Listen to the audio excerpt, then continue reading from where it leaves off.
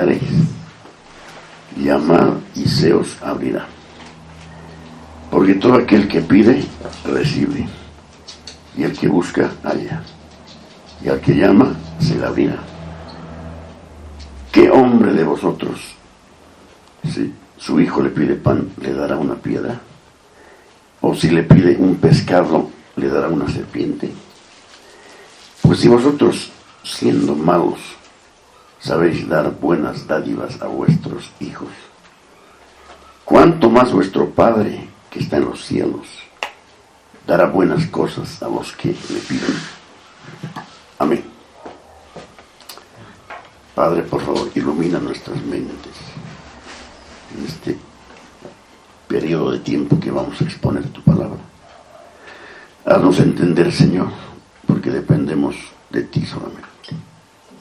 Alúmbranos, por favor, que apreciemos estas perlas preciosas de tu palabra, que vivamos por ellas, Señor, dando testimonio en este mundo tenebroso.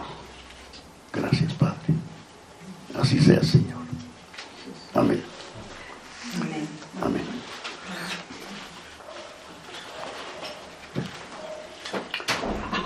¿Qué les parece, hermanos, la promesa? Iniciando, el texto citado dice: pedid y se os dará. Esa es una promesa concreta, pero es triple, ¿no? Después, buscad y hallaréis. Llamad y se os abrirá. Okay. ¿Y de quién sale? De la boca de Cristo. Podemos confiar, ¿no? Plenamente. Son palabras, hermanos, para alentarnos a enfrentar todos los problemas de la vida y del futuro. Nadie sabe lo que va a venir a nuestro futuro. Nadie puede tener ni idea de lo que nos va a acontecer, ni cuándo nos va a llevar, ¿no? No sabemos nada. Pero qué promesas las del Señor. Esta es una promesa llena de gracia del Hijo de Dios. Pedid y se os dará, buscad y hallaréis, llamad y se os abrirá. Está claro, más claro que eso no puede. Y para nuestra seguridad, porque Dios es misericordioso, lo reitera después, aunque un poco más vigorosamente, porque dice, a ver, fíjense, porque todo aquel que pide, recibe. Y el que busca, halla. Y al que llama, se le abrirá. Doble, hermanos. O sea, dos tricas en la promesa del Señor. Entonces, la enseñanza bíblica de la vida está sintetizada en la vida de nuestro hermano Abraham. Vamos a ver qué dice en la revelación apostólica del hombre de la fe, Abraham, Hebreos 11:8. Este hombre le creyó a Dios. ¿Se acuerdan la diferencia esa sutil entre creer en Dios y creerle a Dios? Es importante, ¿no? Este hombre le creyó a Dios. En Hebreos 11:8, hablando de Abraham, dice: por la fe, Abraham, siendo llamado, obedeció para salir al lugar que había de recibir como herencia. Y salió sin saber a dónde iba. Eso es fe, ¿no? Porque una mente racional diría: Señor, si no me dices dónde, no salgo. Pero el Señor solamente le dijo: sal. Y el hombre que hizo, salió. Nos pondremos un ratito en sus sandalias. Que nos diga el Señor, la voz del Señor: sal de este lugar. Ya está bien, sí, te voy, pero ¿dónde voy? No hay necesidad, ¿no? Si le digo, te dice sal, si dice sal, salgo. Así hizo este hombre. Pero fíjense esto, hermanos. Este hombre fue feliz y vivió en paz, ¿no? El hombre Abraham, el padre de la fe. ¿Por qué? Dice que un antiguo puritano respondió a esta pregunta de la siguiente manera: ¿por qué era así tan seguro, tan certero en Dios este hombre Abraham? Dice así el puritano: Abraham salió sin saber a dónde iba, pero sabía muy bien con quién iba. Suficiente, ¿no? Es como el Señor que el Señor nos dijera, tú, sígueme. ¿A quién le dijo, sígueme? ¿Se acuerdan? Estaba haciendo cuentas. Ni sobre qué o que no le dejó hacer. Ven, le dijo. El hombre dejó todo y le siguió al Señor. Empezó a caminar detrás de él. De eso se trata, pues, hermano. No, de eso se trata la vida cristiana. Toda la guía está en la Escritura. Jesús también, miren el ejemplo del Señor Jesús, de confiar en su Padre que lo había enviado. Él sabía que los discípulos lo abandonarían, ¿sí o no? Lo abandonaron, hermanos. ¿Cuántos de ustedes creen que lo abandonaron del equipo completo? ¿Todos? Detalles, ¿no?, de la Escritura. Todos lo abandonaron. Entonces, ¿a quién le dijo el Señor? Y ahí tu madre. A Juan. Entonces, ¿cómo es la cosa? Miren una cosa, hermanitos, tenemos que ver los detalles de la Escritura. En un lugar dice, todos lo abandonaron. Menos Juan dice, no, todos lo abandonaron, pues todos. Pero si después le está hablando a Juan ahí, a los pies de la cruz, ¿qué quiere decir? Que Juan volvió. Tuvo que volver. Miren Juan 16:32.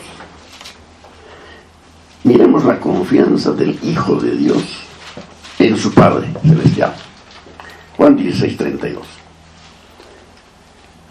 He aquí la hora viene, y ha venido ya, en que seréis esparcidos cada uno por su lado, y me dejaréis solo, mas no estaré solo, porque el Padre está conmigo. O sea, pueden abandonarnos todos. Eso no pesa tanto. ¿Por qué? Porque Dios está conmigo. ¿Puedes decir eso? Dios está conmigo. Pero como no está, no dice nada. Según la Biblia, esto es lo único que importa, que la presencia de Dios vaya con cada uno de sus hijos. ¿Verdad? Ahora, la Biblia no nos promete una vida fácil, ¿verdad? Más bien, con persecuciones, con calumnias, problemas en el camino. Pero garantiza que podemos conocerlo y avanzar, andar y correr con Él. Eso sí, es una garantía, pero muy preciosa, que Él esté con nosotros.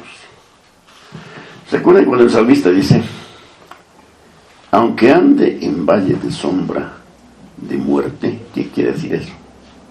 Aunque muera, pues eso quiere decir, aunque muera, no temeré mal alguno. ¿Por qué? Porque tú estarás conmigo. Tenemos esa certeza. El cristiano debe tener esa certeza. Amén. Ahora, este mensaje de la promesa de Dios de asistirnos en cualquier situación y cada día se encuentra a lo largo de toda la Escritura. Es como una columna vertebral. Y debemos sacar todo el provecho, si vale la pena decir así, de las palabras, de esas palabras, esas promesas tan llenas de gracia. Pero debemos examinarlas con más detalle. Pues vamos a profundizar ahora, porque superficialmente puede parecer una cosa, pero vamos a ver si es así. Debemos saber qué significa esa frase. Y luego de conocer lo que es el significado, vamos a hacer la aplicación. Comencemos recordando esta norma básica de interpretación de las Escrituras, que dice, no sacar un texto fuera de contexto. No, eso hacen los maestros perversos, ¿no? Extraer de la Escritura y jugar con palabras del Señor fuera de su contexto. Y eso tiene un nombre, ¿se acuerdan? Eisegesis. Eisegesis es hacerle decir a la Escritura lo que no dice. ¿Cómo? Ignorando el contexto, pues, hermanos, ¿no? Entonces siempre hemos de luchar con este peligro. Mucha gente toma esta promesa sobre pedir, buscar y llamar. Pero está claro, hermanos, dice, pedir, buscar y llamar con todo lo que deseen, y ellos se lo van a pedir y Él se los va a dar. ¿Qué quieres que te dé, por ejemplo? Y te da un papel y un bolígrafo, escribe lo que quieras. Y pones 10 cosas, y esas cosas son 10 tuyas. esas 10 cosas mejor son tuyas. ¿Será así? No parece que fuera así, porque dice, pide y se te dará, busca y hallaréis, llama y se te abrirá. Cuando una persona toma, digamos, esas palabras así en un sentido literal, ¿no?, y mecánico, entonces después pasa un tiempo y dice, no me ha dado nada de lo que le he pedido. Entonces lloran, se frustran y dejan de creer en él o de buscar lo que fuere. Pero esto hay que evitar, hermanos. La Biblia no funciona mecánicamente. La Biblia a los cristianos nos hace primero un gran cumplido al considerarnos personas inteligentes y nos presenta su verdad a nuestra mente por medio del Espíritu Santo. Nos pide que la tomemos como es, pero como un todo. La Biblia es un todo. Nunca tomemos un pedazo de la Biblia y hagamos que funcione como si fuera todo, o la asumamos así, porque es parte del todo. Y cada porción tiene pues su contexto. Por esta razón, como se advertirá, no examinamos solamente los versículos 7 y 8. A ver, fíjense en sus Biblias, el 7 y 8. El 7, pedid y se os dará. Buscad y hallaréis, llamad y se os abrirá. El 8, porque todo aquel que pide, recibe. Y el que busca, halla. Y el que llama, se le abrirá. 7, 8. ¿Qué versículos más debemos incluir? Vamos a examinar los versículos 7 al 11. ¿No? 7 al 11. A ver, sigamos entonces la lectura. En el 9, ¿qué dice? ¿Qué hombre hay de vosotros que si su hijo le pide pan, le dará una piedra? Es una pregunta retórica que tiene una respuesta obvia. ¿Cuál sería? Ningún padre. Muy bien. O si le pide pescado, le dará una serpiente. Igual, ¿qué padre que su hijo le pide un pescado, le dará una serpiente? Ninguno. Luego dice, pues si vosotros, siendo malos, sabéis dar buenas dádivas a vuestros hijos, ¿cuánto más vuestro Padre que está en los cielos dará cosas buenas a los que le piden? ¿Qué les parece, hermano? Ahora, esta afirmación está entonces de entrada lejos de ser una promesa universal e inmediata, y que Dios se ha comprometido a darnos lo que le pidamos automáticamente. ¿Saben qué, hermanos? Muchas veces hemos pedido cosas, todos creo, hemos pedido cosas que Dios no nos ha dado, ¿sí o no? No nos ha dado. Gracias a Dios que no nos ha dado. Pongámonos a pensar un momento, si tuviéramos que pedir lo que se nos antoje y tenemos 20 minutos para hacerlo, y tienes el papel y tu lápiz, lo que quieras, ¿qué pediríamos? Conforme a lo que hay en nuestro corazón, ¿no? Pediríamos. Bueno, si Dios no nos ha dado lo que le hemos pedido en un cierto tiempo, ¿cómo hubiera sido si nos lo hubiera dado? ¿Qué hubiera pasado si nos hubiera respondido a todas esas respuestas, a todas esas peticiones que no nos ha concedido? ¿Qué hubiera pasado? Es obvio, hermanos. Nos hubiéramos olvidado de Él. Lo hubiéramos dejado a un lado. Así somos en esta carne. Así somos. No hay excepciones. Pero qué bueno es el Señor que no nos dio muchas cosas. Ahora, deberíamos saber que cuántas o qué oraciones el Señor no nos ha contestado y agradecerle de todo corazón. Señor, gracias que esto no me has dado. Dios tiene mejores cosas para nosotros, para darnos. La forma adecuada de ver esta promesa es la siguiente. Primero preguntemos lo obvio. Esto es obvio. Miren, ¿por qué el Señor pronunció estas palabras en este momento específico del sermón y en ese lugar del sermón?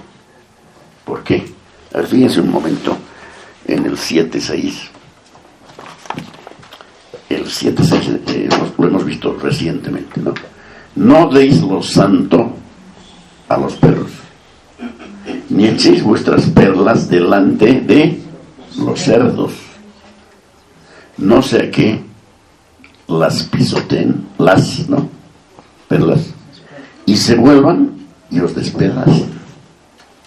Ahora miren esto, ¿no? Lo lógico, esto está aquí, está en la pantalla, está perfecto. Ahora pon el 7, a ver, versículo 7. Pedid y se os dará. ¿Qué tiene que ver con lo anterior? Parece que es otro tema, ¿no? Y peor con que en la Biblia las ayudas de los subtítulos le ponen un subtítulo. Pedid y se os dará, dice. Y eso nos hace pensar que es otra cosa aparte. No es aparte, sigue la misma cosa, sigue el mismo sermón. Pedid y se os dará. Acaba de hablarnos de los perros y los cerdos. Cuidado. Y de las perlas, ¿no? De las perlas. Y ahora viene con 3 promesas pequeñas en 2 partes. Ahí está la clave. Entonces, ¿qué quiere decir esto? Ahora estamos entrando en materia. Nos guste o no nos guste, la mirada de Dios, hermanos, está sobre nosotros todos los días y a cada segundo. Y la vida que estamos viviendo ahora es preparatoria para la gran vida que nos espera más allá de la muerte y del tiempo, cuando el Señor nos llame o cuando regrese. Esa va a ser la vida eterna. Y las cosas no van a cambiar. Y en el estado en que vayamos, vamos a permanecer por siempre. Entonces, la aplicación. Dice, este es el tema y nuestro Señor lo aplica de inmediato. Comienza, por ejemplo, vamos en memoria, cuando habló de no juzguéis y no seréis juzgados. ¿De acuerdo? Pensando que todos nosotros estamos bajo juicio. Todos los hijos de Dios estamos bajo juicio. Luego, hermanos, nos prohíbe hacer el juicio de condenación. ¿Se acuerdan? Hemos visto hace unas 2 semanas, como si nosotros fuéramos los jueces enviados por Él para mirar en el interior de los hombres y decir, eso sí, y juzgar. No podemos hacer eso. También nos ha dicho que quitemos la viga de nuestro propio ojo. ¿Para qué? Para ver bien y extraer la paja del ojo de nuestro hermano. Miren, ese es el contexto.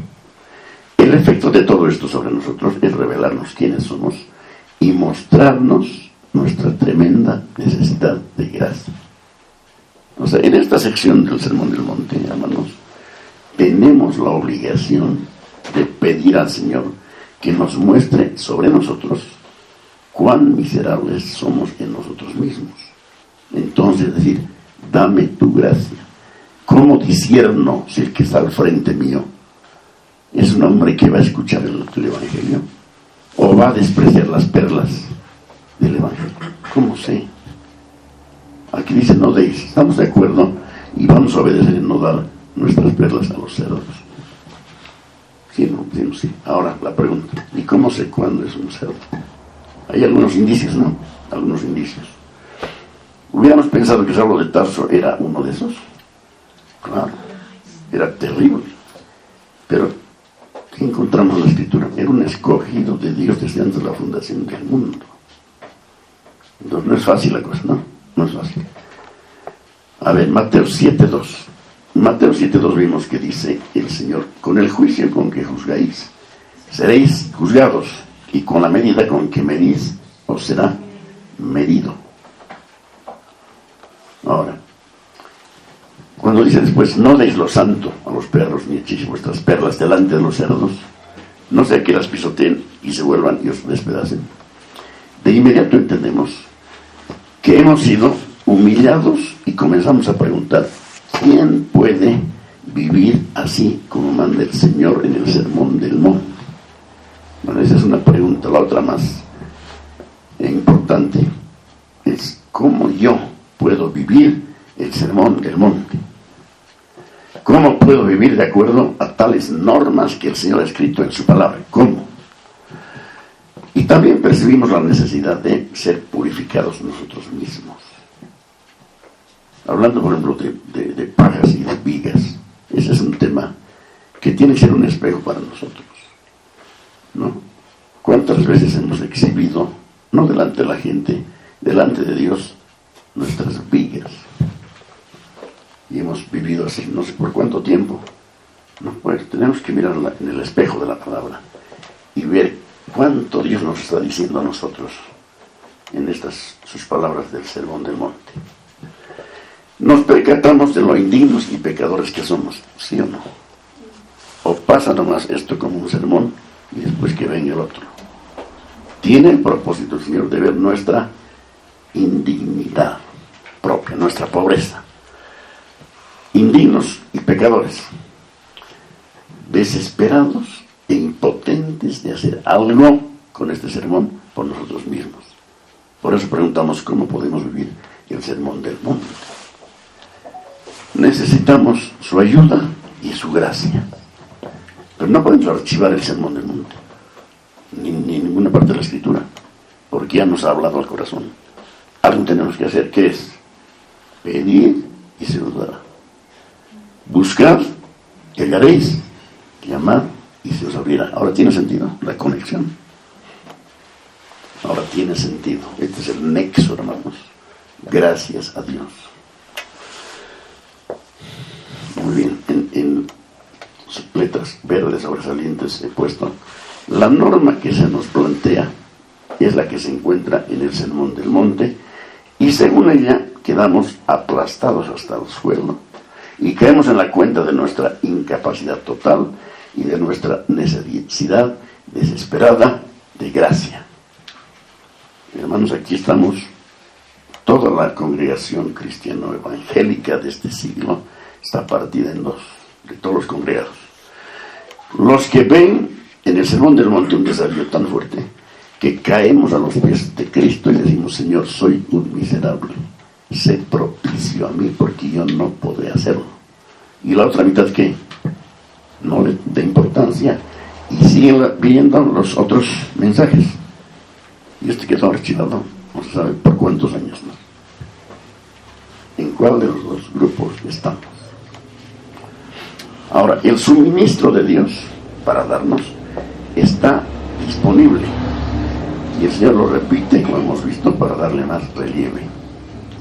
Entonces tenemos que plantearnos una serie de preguntas, hermanos, en respuesta a esta sección del sermón. ¿Por qué somos lo que somos si existen tales promesas? Si el Señor dice, por ejemplo, lo que pidas te doy, si buscas lo hallarás, si llamas se te abrirá, ya hemos oído eso. Pero tiene que conectarse con lo otro, no fuera de contexto. ¿Cuánta gente sacaría esto de contexto y haría su lista literal en papel? Voy a probar esto. Pero pedir cosas no tiene nada que ver pues con el tema. Tiene que ser en relación a qué. ¿A qué está diciendo una promesa tan grande? Entonces, hermanos, todo lo que necesitamos está disponible. ¿Por qué entonces somos lo que somos? ¿Por qué no somos ejemplos de este Sermón del Monte? ¿Por qué? ¿Por qué no nos conformamos cada vez más al modelo del Señor Jesucristo mismo? ¿Y por qué no imitamos su vida, por lo menos en cierta medida? Se nos ofrece todo lo que necesitamos, y todo lo que necesitamos va en esta promesa general. ¿Por qué no nos servimos de ella como debiéramos? Tiene que haber una respuesta, ¿no? ¿Por qué? ¿Por qué no aplicamos del Sermón del Monte esta promesa? Pedid y se os dará. Buscad y hallaréis. Llamad y se os abrirá. ¿Por qué? ¿Por qué puede ser? Falta interés, pues. No hay interés. ¿Sería la respuesta? No hay interés. Pero si no hay interés, hermanos, sería trágico. Porque este sermón está dirigido a cristianos.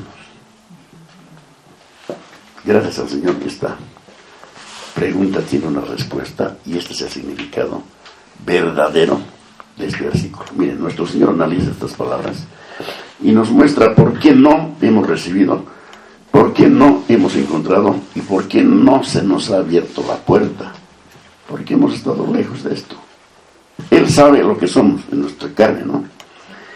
Pero nos anima a acogernos a la bondadosa promesa.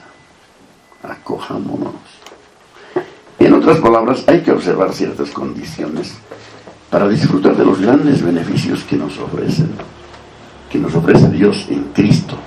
A ver, vamos a tocar una doctrina elemental y fundamental, ¿no? A ver, es necesario que se cumplan ciertas condiciones para disfrutar de los grandes beneficios que Dios nos ofrece en Cristo. Veamos cuáles son. Si queremos pasar por la vida, digamos en forma triunfal, con paz y gozo en el corazón y dispuestos a enfrentar cualquier cosa que nos sobrevenga, hay ciertas cosas que debemos observar y las tenemos aquí. La primera es que debemos darnos cuenta de nuestra necesidad. Otra vez, un poquito redundando. ¿Nos damos cuenta o no de nuestra gran necesidad de asistencia de Dios mismo a nuestras vidas? Es una pregunta sencilla, pero muy profunda y muy importante, porque la respuesta es determinante. Si mi respuesta fuera, y ojalá que no, hermanos, indiferencia, ay de mí. Yo digo, hasta donde entiendo la Escritura, ay de mí, si soy indiferente a estas palabras con las que se me confronta. Ok, entonces, hermanos, ¿por qué estas promesas están ahí?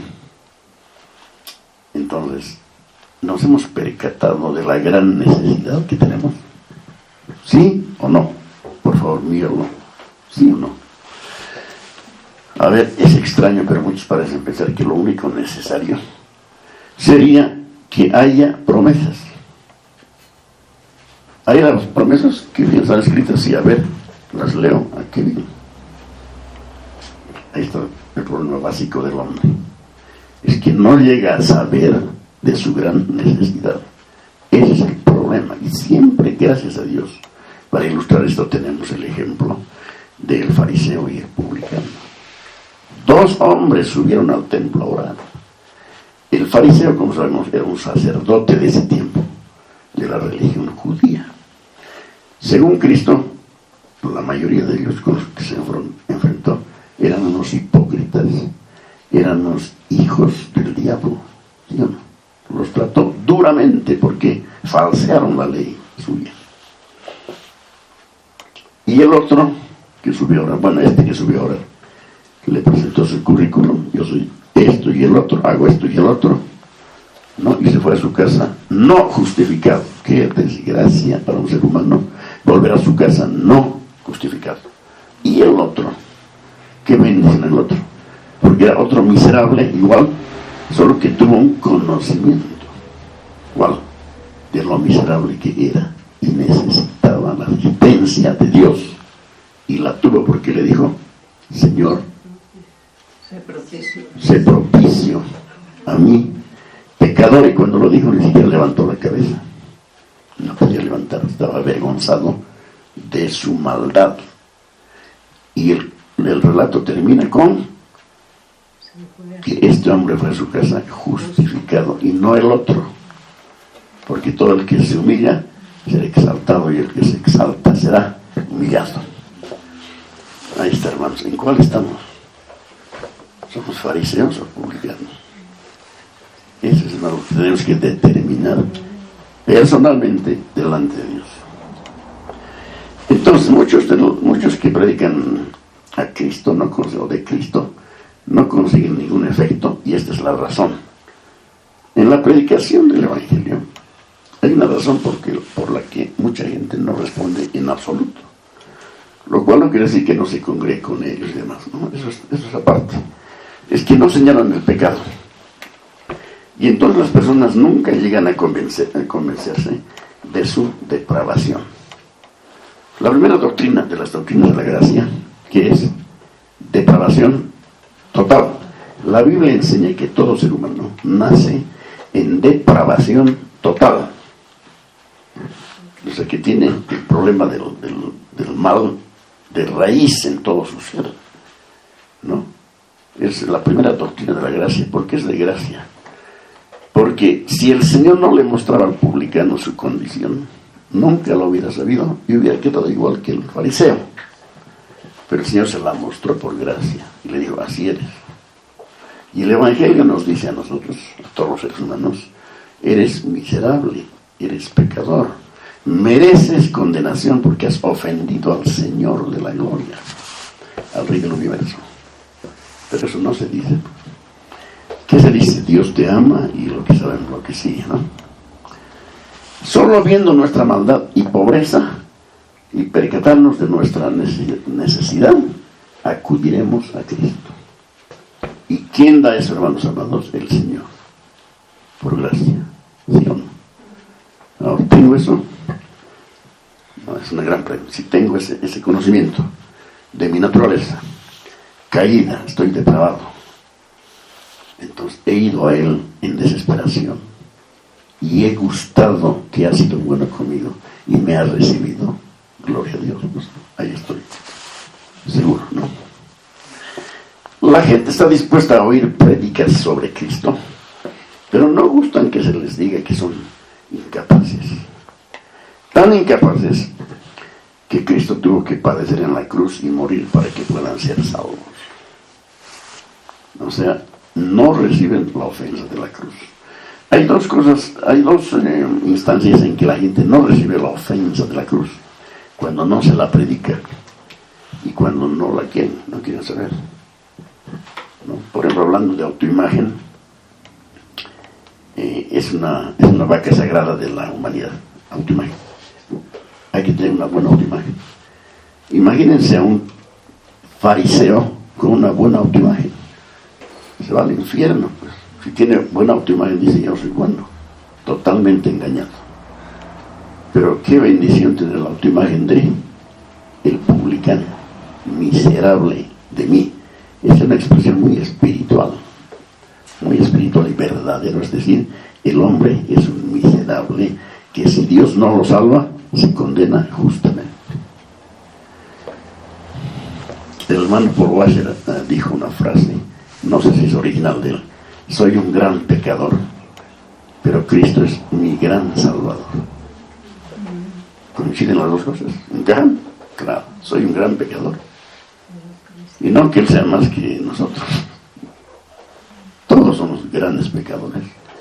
Y Cristo es un gran salvador de los que saben que son grandes pecadores. ¿Se entiende? Solamente los que se percatan de estas cosas pueden verdaderamente pedir. Porque solo el que dice miserable de mí busca la liberación al saber que está hundido y entonces comienza a ver las posibilidades que hay en Cristo. El Señor subraya aquí la importancia decisiva de conocer nuestra necesidad. Lo dice por medio de estos tres términos: pedir, buscar, llamar. Nuestro Señor simplemente quiere enfatizar una cosa, a saber que hemos de ser persistentes, perseverantes e importunos. Veamos dos ejemplos. Lucas 11, 5 al 10.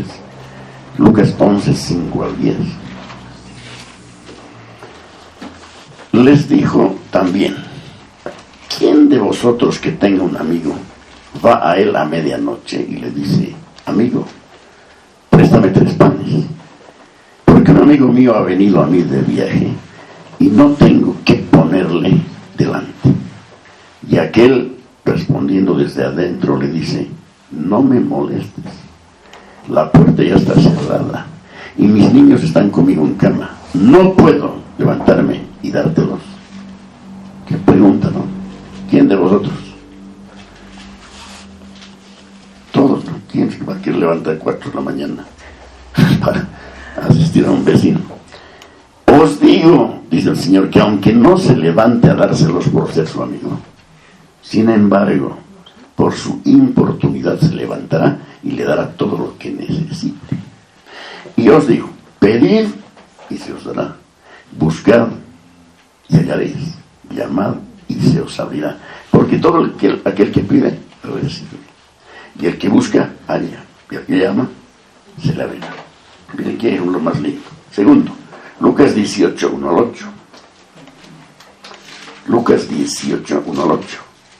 También les refirió Jesús una parábola sobre la necesidad de orar siempre y no desmayar, diciendo: había en una ciudad un juez que ni temía a Dios ni respetaba a hombre. Había también en aquella ciudad una viuda, la cual venía a él diciendo: hazme justicia de mi adversario. Y él no quiso por algún tiempo, escuchen eso, por algún tiempo. Pero después de esto dijo dentro de sí: aunque ni temo a Dios ni tengo respeto a hombre, sin embargo, porque esta viuda me es molesta, le haré justicia, no sea que viniendo de continuo me agote la paciencia. O sea, este juez iba a hacerle justicia, ¿por qué? Por amor, por librarse de una incomodidad. Y dijo el Señor: oíd lo que dijo el juez injusto. Me pregunto, hermanos, si hemos obedecido este mandamiento. ¿Qué mandamiento? Oíd lo que dijo el juez injusto. Hemos obedecido. Quiere decir que hay que escuchar, hacerse una idea de ese juez hablando, y miren lo que dijo, que iba a hacer justicia, porque si no se le iba a agotar la paciencia. No fue por amor ni mucho menos. Y el Señor dijo: oíd lo que dijo el juez injusto. ¿Y acaso Dios? Miren el contraste, el juez injusto y Dios. Abismal por la diferencia. Un juez injusto y Dios, el juez justo. ¿Y acaso Dios no hará justicia a sus escogidos que se duermen hasta las 10 de la mañana, que claman a Él día y noche? Escogidos, miren esa doctrina, escogidos que claman a Él día y noche. ¿Se tardará en responderle? Os digo que no, os digo que pronto les hará justicia. Pero cuando venga el Hijo del Hombre, hallará fe en la tierra. Tremendo, hermano. Miren, pedir, buscar, llamar son 3 palabras de persistencia, porque el verbo está en continuo en el original. Es pedir y seguir pidiendo, llamar y seguir llamando, buscar y seguir buscando. Hay momentos para hacer un balance en la vida. A ver, ¿qué progreso hago en mi vida en este mundo? No vivo la vida cristiana como debería. Más o menos estamos por ahí. Estamos por ahí, sinceramente. No vivo la vida cristiana como debería. Yo estoy diciendo dentro de mí: ¿es cierto? ¿O qué le pasa a este hermano? No soy diligente en la lectura de la Biblia. ¿Qué dices interiormente? No soy diligente en la lectura de la Biblia y en la oración. Otra: quiero subir de nivel espiritual. Decimos eso: quiero subir de nivel espiritual. Entonces, al comienzo del año, leemos la Biblia con regularidad. No se tuvieron los planes de lectura anuales. En enero, 1 de enero, empezamos a leer la Biblia con regularidad. Oramos y pedimos a Dios su bendición. Pero, y esto nos ocurre a todos, pronto comenzamos a flojear y a olvidar, y nuestro programa queda archivado, el programa de lectura. Pronto descubrimos que hemos olvidado por completo nuestra gran resolución. Es que una resolución humana no vale mucho. Yo resuelvo hacer esto. ¿Quién soy yo? Yo necesito gracia de Dios, que tenga misericordia de mí.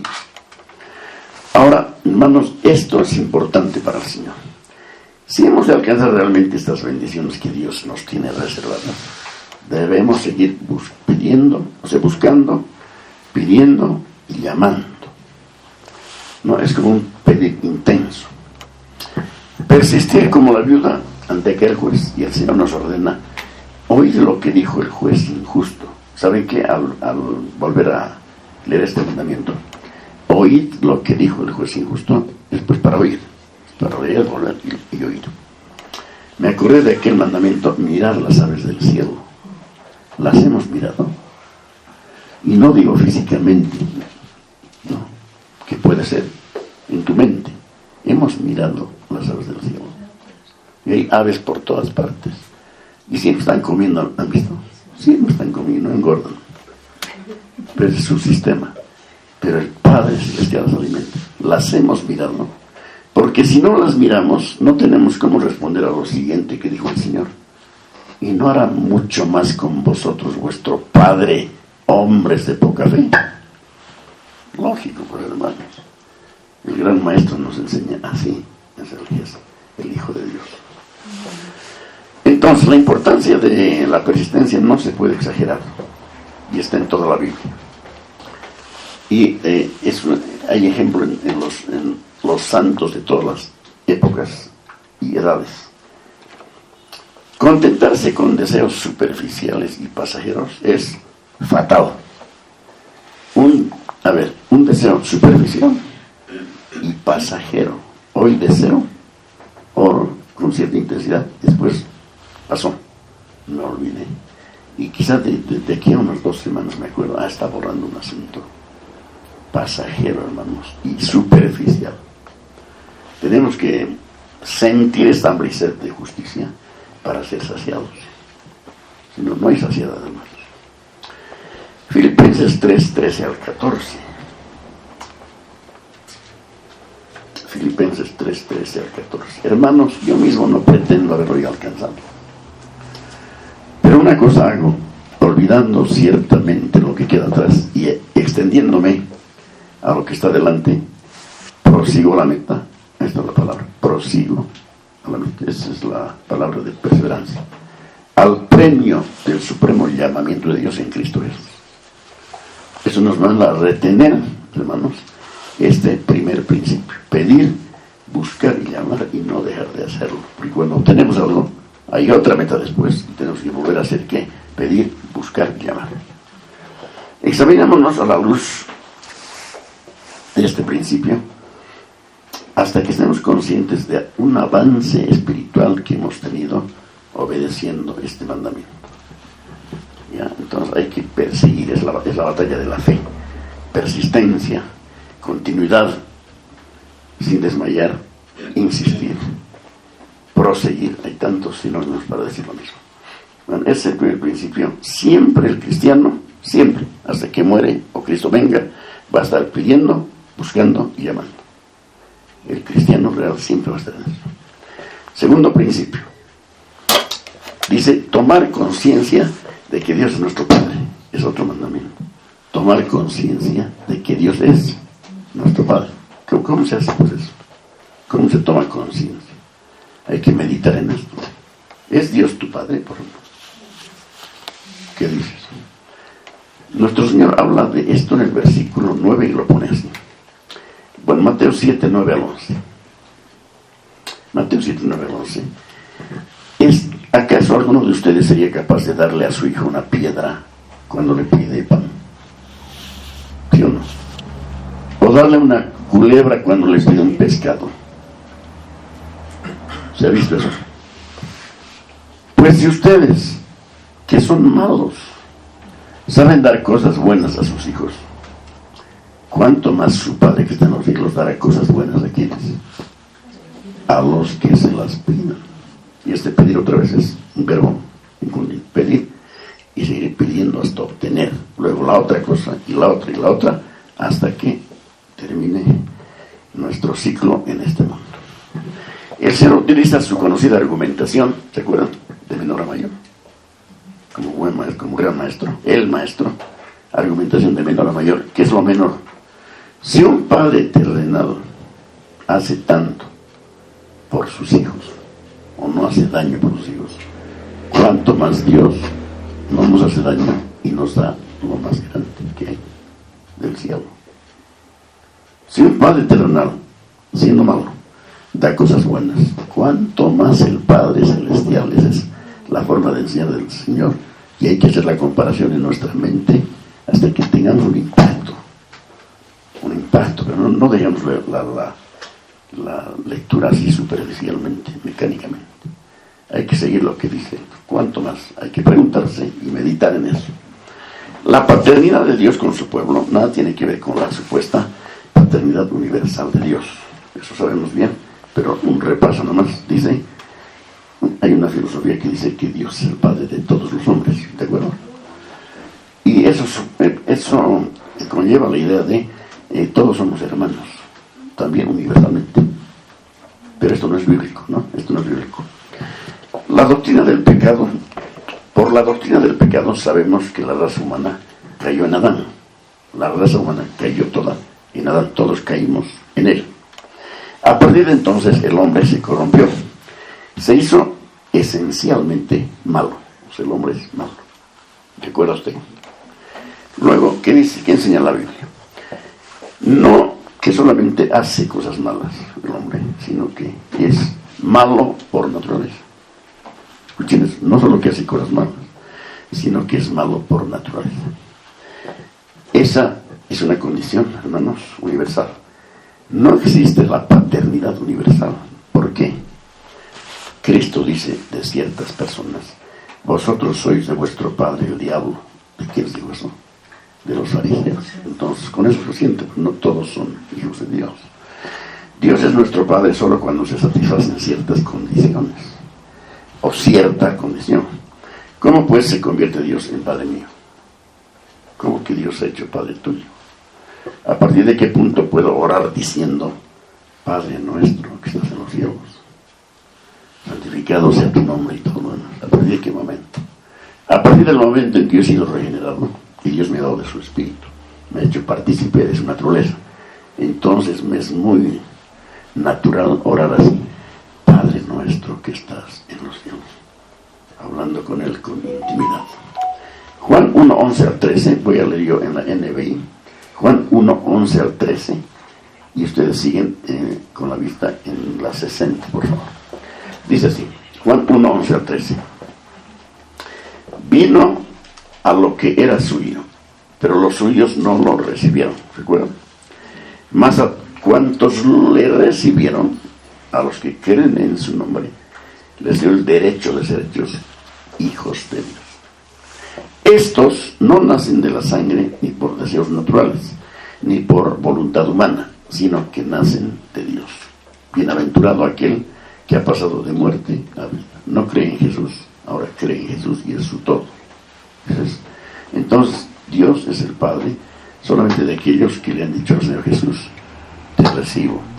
Han creído la palabra, han creído que eran depravados y que Dios les ha dado vida eterna. Gloria al Señor que uno llega a ser hijo de Dios solo cuando nace de nuevo, cuando recibe una nueva vida y una nueva naturaleza. ¿Conocen esa doctrina, no? Salmo 51.5, el clamor de David en el Salmo 51.5 fue, he aquí, hablando de que había pecado terriblemente contra una mujer y contra su esposo, luego hizo matar el rey David, imagínense, nuestro hermano David. He aquí, en maldad he sido formado, y en pecado me concibió mi madre. Listo, clarísimo. Todos los hemos salido del vientre de nuestra madre. ¿En qué condición? Pecadores, miserables, ¿no? Dignos de un juicio severo. No hay contacto ni comunión con Dios, ni somos herederos de ninguna de estas promesas de Dios, hasta que pasamos a ser hijos de Dios. Tampoco nadie puede llamar, buscar y pedir si no es un hijo de Dios, hasta que pasamos a ser hijos de Dios. Entonces, hermanos, hemos pecado contra Dios y hemos merecido la ira y el castigo de Dios. Pero Él ha perdonado nuestro pecado y culpa al enviar a su Hijo a morir en la cruz por nosotros. Y creyendo en Él, recibimos esa nueva vida. Entonces podemos saber que Dios es nuestro Padre. ¿Es Dios tu Padre? Otra vez la pregunta. Y también nos dio de su Espíritu Santo. Recta final, hermanos. Dios, como nuestro Padre, adoptó, digamos así, una actitud específica respecto de todos los que le recibieron a su Hijo. Quiso bendecirnos en todo. El Padre quiere bendecirnos en todo. Asimilemos esto, a ver, personalmente. Sea lo que fuera que nos suceda, Dios es nuestro Padre y ha determinado llevarnos a la gloria. ¿Sí o no? Él se ha determinado y la obra que Él ha comenzado la terminará perfecta hasta el día de Cristo. Por eso su afirmación no se puede agotar, ¿no? Hay una añadidura negativa que es muy interesante. Dice: como Dios es nuestro Padre, no nos dará nada malo, nos dará solamente lo bueno. Y cuando nos pasa un accidente, eso es bueno para los fines eternos, y para su gloria es pues bueno, porque si no eres accidente, yo me hubiera extraviado. Pero tenemos que entender el lenguaje de la Escritura. Como Dios es nuestro Padre, no nos dará nunca nada malo, nos dará solamente lo bueno. Oigámosle de nuevo: ¿qué hombre hay de vosotros que si su hijo le pide pan, le dará una piedra? Oigámosle decir eso.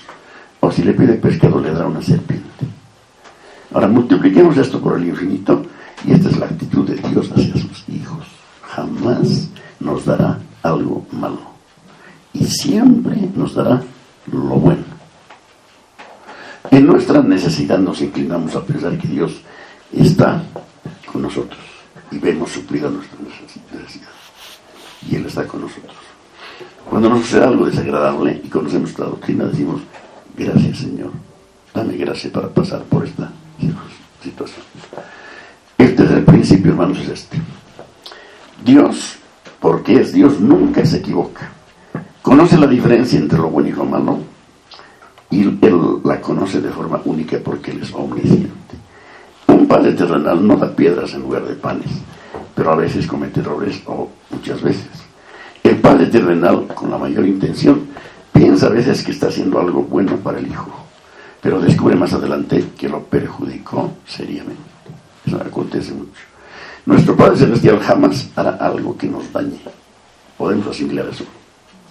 El Padre Celestial jamás nos dañará con nada. Y esto es algo maravilloso de descubrir. Somos los hijos de un Padre que no solo nos ama, sino que nos cuida, y su mirada está sobre nosotros todo el tiempo. Nunca nos engañará, nunca cometerá un exceso con nosotros en sus dádivas. Nunca nos dará ni más ni menos de lo que ha decidido darnos, que es lo justo. Solamente que Él sabe que es lo justo, no nosotros. Lo sabe todo, su conocimiento es infinito y absoluto. Si comprendiéramos que estamos en las manos de un Padre así, nuestra visión del futuro cambiaría y nuestra intimidad con Dios crecería muchísimo. Finalmente, debemos recordar cada día los dones que tiene para nosotros, porque dice: ¿cuánto más vuestro Padre Celestial dará cosas buenas a los que le pidan? A ver, ¿no tenés en su mente cosas buenas? ¿De quiénes? A los que le pidan. Este es el tema en toda la Escritura, hermanos. ¿Cuáles pueden ser estas cosas buenas? ¿Cuáles? Miremos Lucas 11:13. Porque en Lucas 11:13, con una pequeña variación, está escrito el mismo texto, pero es muy importante. Pues si vosotros, siendo malos, sabéis dar buenas dádivas a vuestros hijos, ¿cuánto más vuestro Padre Celestial dará el Espíritu Santo a los que le pidan? Miren, cosas buenas en Mateo y en Lucas: el Espíritu Santo. Al darnos el Espíritu Santo, no nos da todas las cosas. Obviamente, si nos da el Espíritu Santo, ¿cómo no nos va a dar con el Espíritu Santo todas las cosas? Es la explicación, no hay contradicción. El apóstol Pedro lo resume así en 2 Pedro 1:3. Miren qué resumen más lindo. A ver, 2 Pedro 1:3. Como todas las cosas que pertenecen, 3 y 4 voy a ver. Como todas las cosas que pertenecen a la vida y a la piedad, nos han sido dadas por su divino poder. ¿A ver eso? Nos han sido dadas por su divino poder, mediante el conocimiento de aquel que nos llama por su gloria y excelencia, por medio de las cuales nos ha dado, otra vez nos ha dado, preciosas y grandísimas promesas, para que por ellas llegaseis a ser participantes de la naturaleza divina, habiendo huido de la corrupción que hay en el mundo a causa de las concupiscencias. ¿Está el texto aquí? Sí. ¿Cuántas frases son? Una sola frase. Aquí Pedro imita a Pablo. Una frase larga es una, hermanos, una sola frase. Pero para entenderla hay que meditarla. O sea, léanla de nuevo, por favor.